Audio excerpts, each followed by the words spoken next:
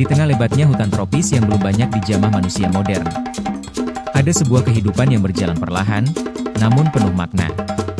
Di sanalah, kita menemukan sosok yang tak biasa. Seorang wanita muda, dari suku pedalaman. Wajahnya teduh, cantik alami tanpa sentuhan dunia luar. Kulitnya kecoklatan, mencerminkan kedekatannya dengan alam.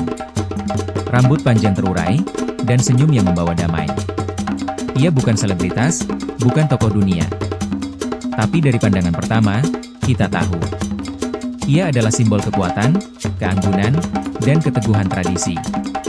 Ia bangun pagi-pagi buta, mengambil air dari sungai, menenun kain dari serat alam, dan membantu ibunya menyiapkan hasil hutan untuk makan bersama. Di balik kecantikannya, tersimpan cerita perjuangan. Tentang menjaga hutan dari generasi ke generasi. Tentang hidup tanpa listrik, tanpa internet. Tapi penuh cinta, tawa, dan rasa syukur yang tulus.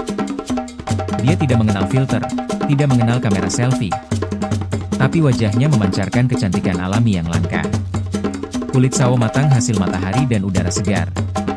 Senyum yang membawa ketenangan. Dan tatapan yang dalam, seolah mengerti bahasa hutan. Di balik kelembutannya, tersembunyi kekuatan. Ia adalah penerus adat, penjaga cerita, dan simbol kecantikan yang bermakna. Ia bisa saja pergi ke kota, tapi dia memilih tinggal. Karena baginya, hutan ini lebih dari cukup. Dalam dunia yang mengejar kesempurnaan fisik dan popularitas, wanita ini mengajarkan kita bahwa cantik sejati adalah hidup apa adanya, menyatu dengan bumi, dan menjaga warisan yang mulai terlupakan. Inilah wanita cantik dari pedalaman.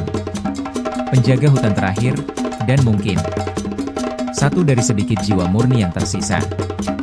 Inilah potret kecantikan. Dia bukan siapa-siapa di mata dunia. Tapi setiap langkahnya menyatu dengan bumi. Dan setiap senyumnya menyimpan kisah yang dalam. Wajahnya tak pernah tersentuh riasan. Kulitnya gelap kecoklatan, dibakar matahari hutan.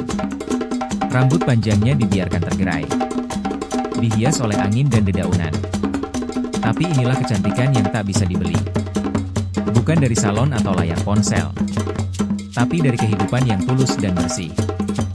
Ia berjalan tanpa alas kaki, namun langkahnya penuh keyakinan. Karena sejak kecil, tanah ini telah mengajarinya arti hidup. Siang hari, ia duduk tenang di bawah pohon tua, menenun kain dari serat kayu yang dipintal dengan sabar. Malam tiba tanpa listrik. Ia hanya ditemani pelita dan cerita leluhur. Tentang roh-roh penjaga hutan, dan harimau sebagai saudara tua. Ia tidak tahu apa itu wifi. Tapi dia tahu kapan hujan akan turun.